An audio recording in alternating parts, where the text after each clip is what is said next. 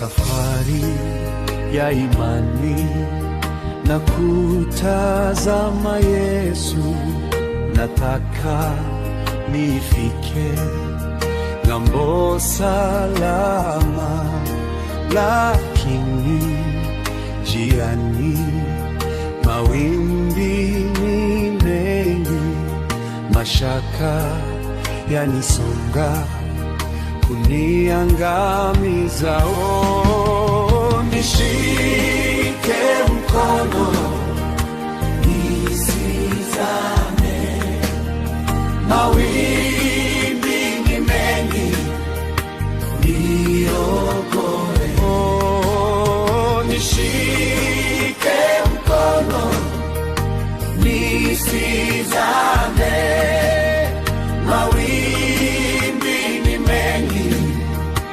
niokoe. Mawimbi ni makali, nahitaji msaada, nishike Mwokozi niwe salama. Wewe uliyenita nakuja kwa neno lako.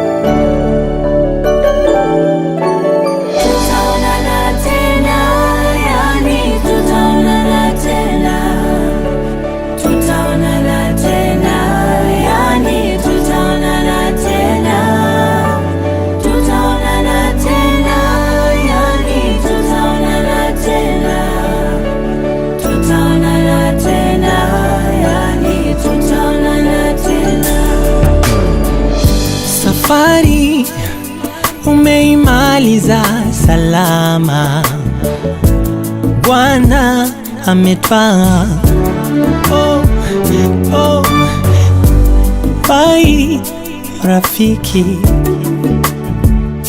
maisha ya duniani sitokuona, ila nashukuru Mungu japo na machozi haya yote yako na sababu, basi tutaonana, ila nashukuru Mungu japo na machozi haya yote yako na sababu, basi tutaonana.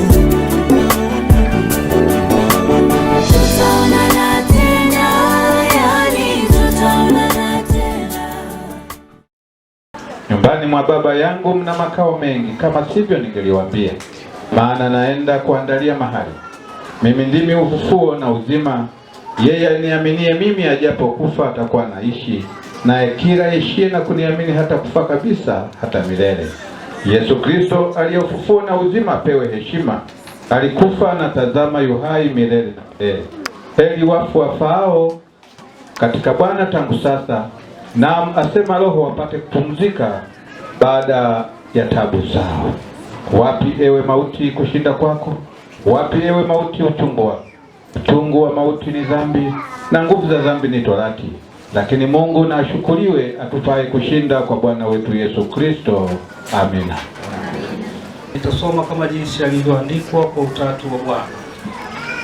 Kisha nikaona mbingu mpya na nchi mpya, kwa maana mbingu za kwanza na nchi za kwanza zimekwisha kupita, wala hapana bahari tena. Nami nikaona mji ule mtakatifu Yerusalemu mpya ukishuka kutoka mbinguni kwa Mungu, umekwisha wekwa tayari kama bibi harusi aliyekwisha kupambwa kwa mumewe. Nikasikia sauti kubwa kutoka katika kile kiti cha enzi ikisema, tazama, maskani ya Mungu ni pamoja na wanadamu, naye atafanya maskani yake pamoja nao, nao watakuwa watu wake, naye Mungu mwenyewe atakuwa pamoja nao. naye atafuta kila chozi katika macho yao, wala mauti haitakuwapo tena, wala maombolezo, wala kilio, wala maumivu hayatakuwapo tena, kwa kuwa mambo ya kwanza yamekwisha kupita. Yeye aketie juu ya kile kiti cha enzi akasema, tazama, nayafanya yote kuwa mapya. Akaniambia, andika ya kwamba maneno hayo ni amini na kweli. Akaniambia, imekwisha kuwa. Mimi ni Alfa na Omega, mwanzo na mwisho. Mimi nitampa yeye mwenye kiu ya chemichemi ya maji ya uzima bure. Yeye ashindaye atayarisi haya, nami nitakuwa Mungu wake, naye atakuwa mwanangu. Bali hao waabuduo sanamu na waongo wote, sehemu yao ni katika lile ziwa liwakalo moto na kiberiti. Hii ndiyo mauti ya pili. Amen. Neno la Bwana. Neno la Mungu tunalipata kutoka kitabu kile cha Mwanzo sura ile ya 45 mstari wa 24. Naomba kule jikoni muwadhibiti kidogo, natumia dakika 5 tu, muwatulize kidogo, watulie. Kitabu cha Mwanzo sura ile ya 45 mstari ule wa 24. Neno la Mungu linasema hivi: akaagana na ndugu zake wakaenda zao, naye akawaambia, msigombane njiani. Nitarudia. Akaagana na ndugu zake wakaenda zao, naye akawaambia, msigombane njiani. Bwana Yesu asifiwe. Wapendwa katika Kristo, neno hili hasa lililenga familia ya mtu mmoja hivi ambaye wasomaji wa Biblia wataelewa ni jinsi gani maisha jinsi yalivyokuwa yanaenda.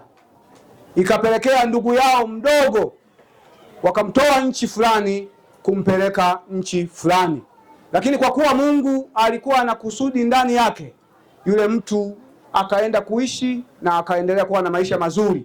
Ilipelekea ndugu zake wakubwa kwenda kumsujudia, kwa maana ya kutafuta chakula cha kimwili. Sasa utaona mazingira ambayo huyu Yusufu alipitia au alipitishwa na ndugu zake mpaka kufika Misri, lakini unaona kuwa Mungu alikuwa hajaondoa mpango ndani yake. Mpango wa Mungu uliendelea kuwemo mule mule. Lakini tunataka tujifunze nini hapa? Roho ya upole na roho ya unyenyekevu na roho ya upendo aliyokuwa nao hiyo Yusufu. Yusufu anawaombea ndugu zake wasigombane njiani. Wapendwa katika Kristo, kifo kinapotokea, hapo ndiyo migogoro inaanza. Kifo kinapotokea, hapo ndipo maneno yanaanza. Mtu mkubwa anapoondoka kwenye eneo fulani, hapo ndipo shida inapoanzia. Ikumbukwe kwa wasoma Biblia, utajua pengine watu wangesema fulani ndio aliyesababisha ende huku, fulani ndio aliyesababisha hivi, fulani ndio aliyesababisha hivi, lakini yeye yote hayo aliyafuta. Akasema, mnakwenda msigombane njiani. Walikuwepo wenye kujinua sana, wangejitetea, mimi ndio nilishauri asiuawe, apelekwe kule, nyie mlisema auzwe na nini. Wapo watu wangesema, kila mtu angesema lake, lakini yeye hayo yote hakuona yanafaa, akawaambia msigombane njiani. Mzee Peter Kadutu leo amelala. Mzee Petro Kadutu leo amenyamaza. Miaka 90 ninatamani na mimi nifike, sidhani kama nitafika. Imetangulia kusema kama mwalimu amefundisha akastaafu, watu wa serikali ni wanajua 65 amestaafu, lakini yeye aliendelea 70 akaendelea 80 akaendelea mpaka 90, ameendelea kuwafundisha. Leo hii anatamani kusema neno moja tu, mimi ninaondoka, msigombane njiani. Yeye hayupo mzee Kadutu, ninyi mpo. Lakini zaidi ya yote, si kwa ajili ya familia tu, anasema na Nzengo hii ni kwamba aliishi vizuri na watu, na ndio maana watu wamekuja kutoka sehemu mbalimbali. Leo hii anasema na sisi tusigombane njiani. Sisi wote ni watoto wa baba mmoja, tusameheane, tubebeane mizigo, tuleane na pengine tusaidiane kwa mambo ambayo hatuwezi. Tupo wenye madhaifu, tupo tulioshindikana, lakini tusameheane. Na ndio maana anasema msigombane njiani. Nina neno moja tu kama mchungaji na kama kuhani wa sasa. Kwenye Waebrania ukisoma 12 anasema tafuteni kwa bidii kuwa na amani na watu wote, na yale mengine yote mtazidishiwa. Sasa hapo kwenye kutafuta ndipo ambapo tunagombana. Na kama huamini, kawaulize kule nje, ni vita kwenda vita. Kwa sababu gani? Wanatafuta. Lakini mwandishi anasema tutafute kwa amani. Hatukatazi kutafuta, lakini tutafute kwa amani. Lakini mwisho wa siku tusigombane njiani. Sisi sote tunaenda kwa baba yetu mmoja. Ili tumuone, inatakiwa tuwe na upendo, tuwe na amani, tuwe na uvumilivu, tuwe na utulivu. Asante kwa sababu mzee wetu amemaliza. Bado mimi, bado wewe. Je, utaenda kuendeleza ugomvi? Jinsi mlivyotulia hapa na kwenye miji yetu ingekuwa hivi, wote tulikuwa tunaenda mbinguni. Lakini tukitoka hapa, vita inaanza, maneno yanaanza, migogoro inaanza. Hapa watu wametulia kwa sababu wanamuona kifo yuko hapa hapa. Lakini mzee wetu tukimweka tu pale, mambo yanabadilika, wanarudi kule kule. Sikia mzee Kadutu anatuambia, mimi sipo. Leo hii tumekuja kumuaga, lakini na yeye anatuambia msigombane njiani. Sisi maisha bado yanaendelea. Atakaye kufa kesho anyoshe mkono. Kwa hiyo wote mnatamani kuendelea. Sasa msigombane njiani. Bwana Mungu, ninakushukuru kwa sababu ya kunipa nafasi kunipa maneno lako. Asante kwa sababu ya mzee wetu huyu Bwana aliyeishi maisha ya ushuhuda. Na ndio maana tuko hapa. Tumejumuika mahali hapa. Asante kwa sababu neno hili tumelisikia ambalo tulingetamani litoke kwenye kinywa cha baba yetu, cha babu yetu na mjomba wetu. Ya kwamba yeye ameondoka, sisi bado tunaishi. Anatuasa na kutuonya ya kwamba tusigombane njiani.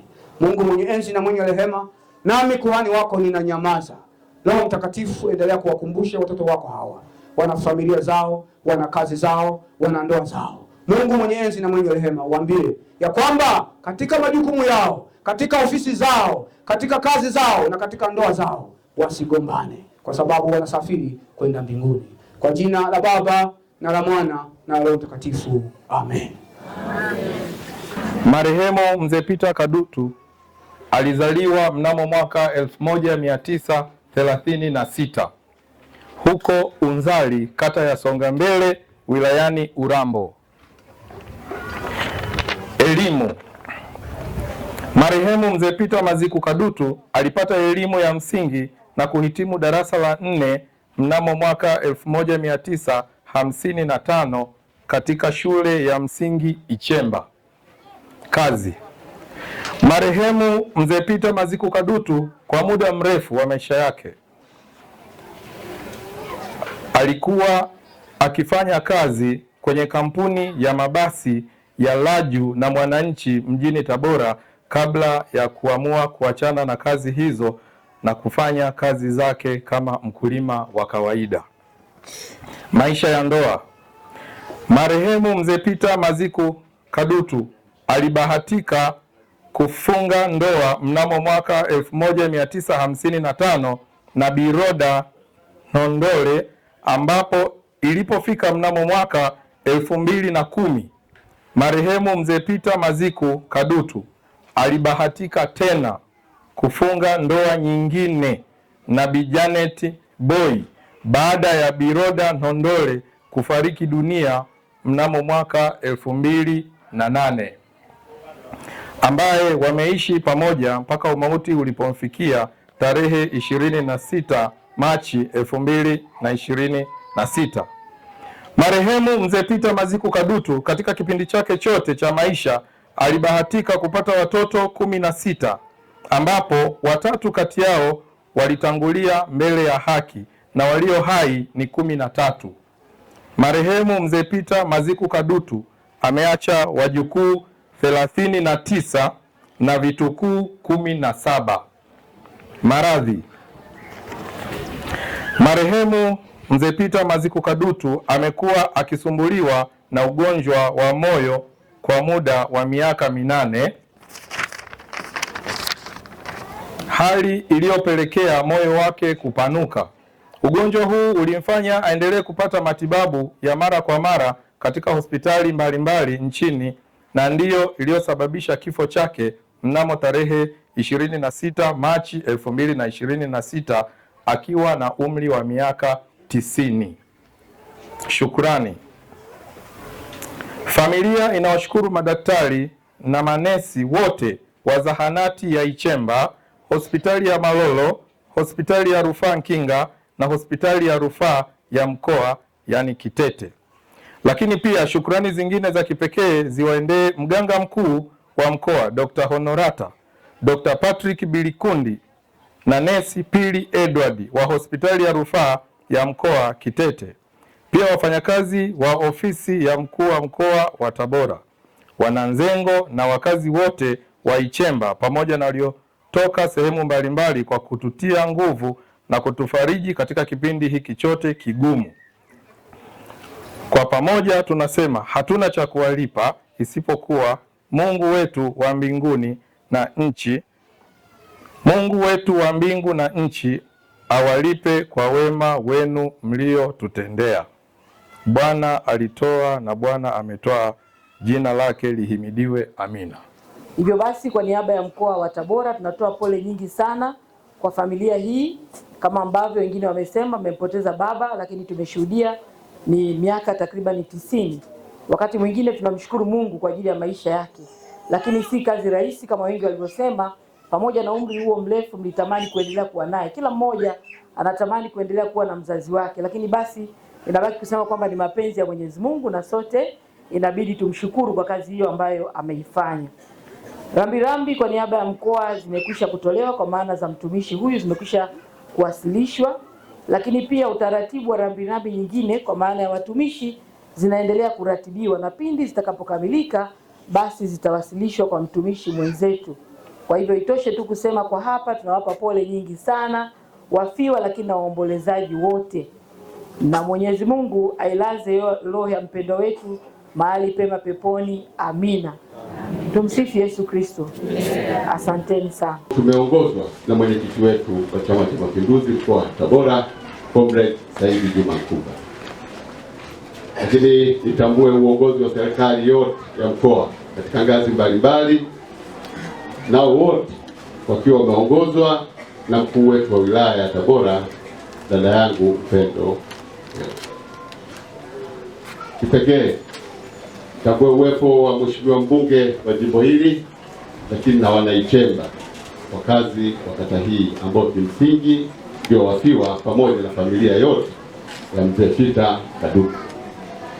Ndugu zangu, sitaki kuchukua muda mwingi kwa sababu wenzangu wote walionitangulia wamesema wazi kabisa muda sio rafiki. Lakini kwa niaba ya kamati ya siasa ya mkoa chini ya mwenyekiti wetu Comrade Saidi Nkumba, naomba nitoe maneno machache sana kwa niaba ya chama chetu. Sisi Chama cha Mapinduzi mkoa wa Tabora tumepokea msiba huu mzito kwa baba yetu Mzee Peter Kadutu kwa huzuni na mshtuko mkubwa. Tutambua wazi kabisa mzee wetu kama waliotanguliwa walivyosema ameacha hazina, ni baba mzazi wa mbunge wetu mstaafu wa jimbo hili, lakini na mjumbe halmashauri kuu ya mkoa mpaka sasa hivi kaka yangu Kadutu.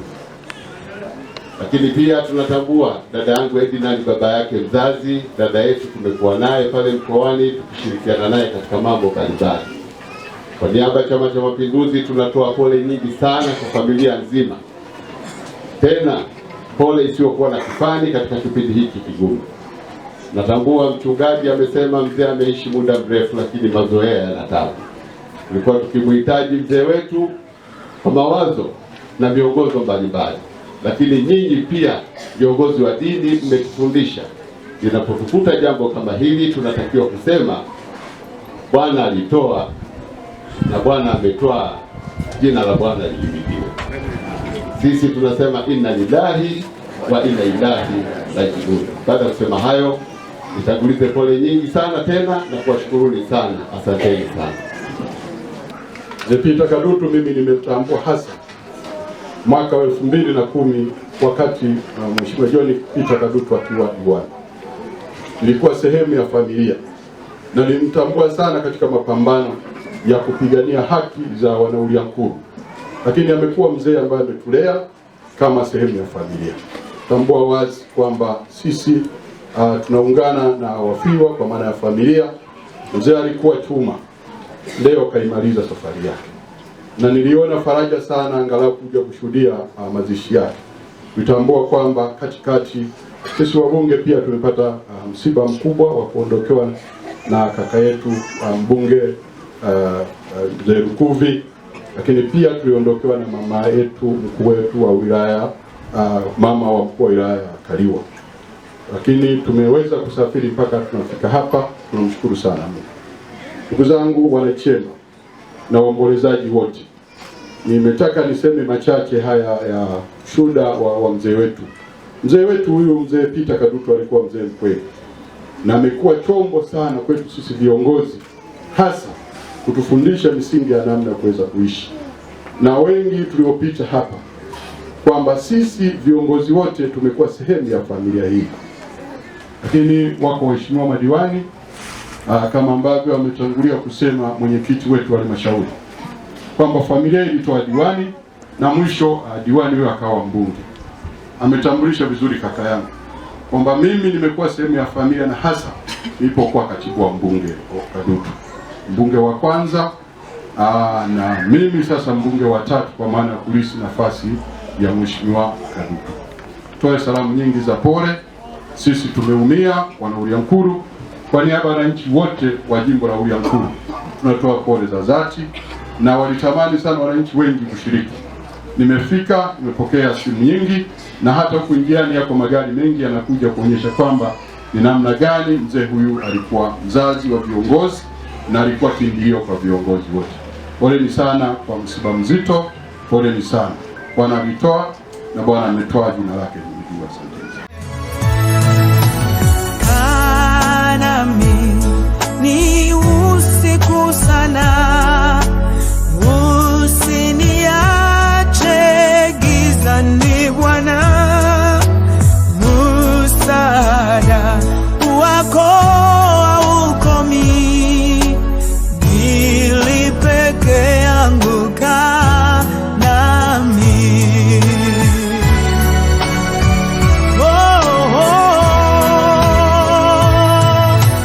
Siku zetu hazikawi kwisha, sioni la kunifurahisha, hakuna ambacho hakikomi, usiye na mwisho kaa nami.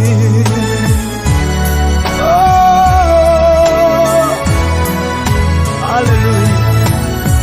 Kaa nami Yesu, nakuhitaji usiku na mchana. Haja ya moyo wangu ni kwamba nikae na wewe milele, nitembee na wewe, nikule na wewe kila wakati Bwana, sa maisha yangu. Oh, hallelujah. Asante Bwana. Oh, nina haja na wewe Yesu. Hallelujah. Oh Jesus. Hallelujah. Nina haja nawe kila saa.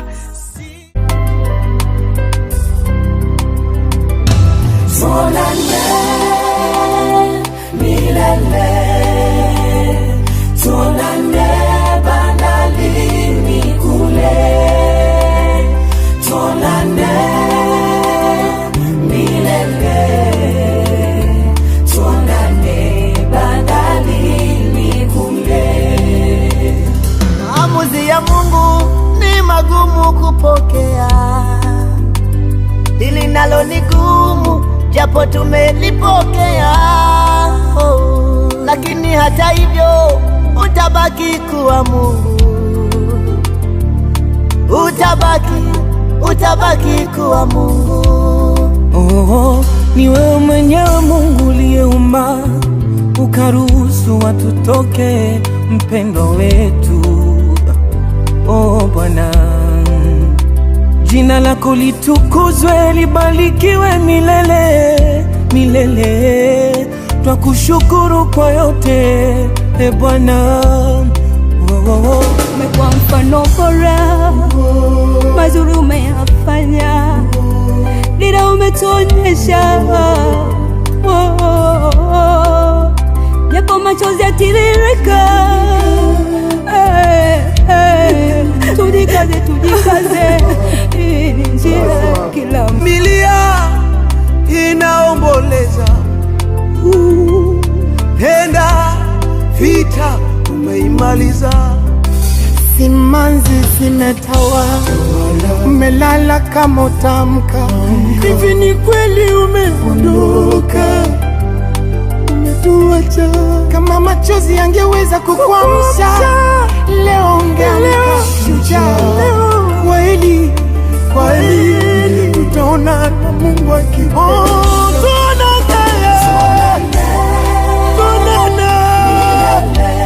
Yerusalemu ya Baba, tuonane nyumbani milele Baba, tuonane bandarini kule. Tuonane milele kwa Baba Mungu, bandarini kule. Uko nyumbani Yerusalemu Yesu wetu anapotoka bandarini kule.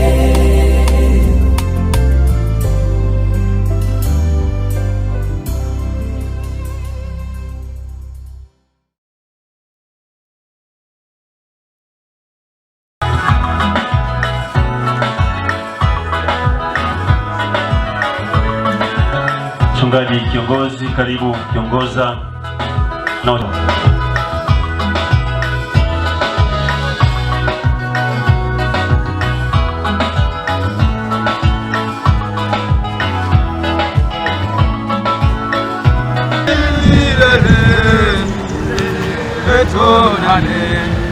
bandarini kule. Hata sasa wafurahia damu yake, mapenzi yale. Je, kwake bandarini kule.